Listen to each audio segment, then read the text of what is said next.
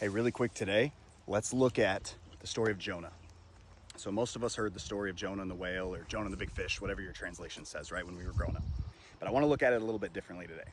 And like all these other short videos I do, this will be 60 to 90 seconds, short, just quick little Bible nugget for you. So excuse the paraphrasing, but it's the only way to fit it in this short format. So God says, Jonah, go to Nineveh.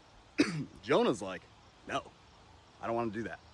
And instead of just saying no, he gets on a boat and sails the opposite direction. His way of like doubling down on his no. It's not going to happen, right? So then God sends calamity, there's a storm. We'll fast forward. Jonah ends up getting thrown off the boat. And in this moment, I'm sure Jonah's like, that's it, I'm dead. My disobedience to God ended my life. That's not what happened. God orchestrated for this big fish, this whale, to come and swallow Jonah up. And for 3 days and 3 nights, Jonah lived in the belly of this whale, and it gave him time to think, to reconsider, and to fully surrender to God's will.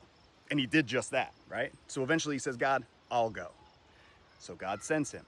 And Jonah, through God, was able to turn a city of complete darkness into a city of light, a city after God's own heart.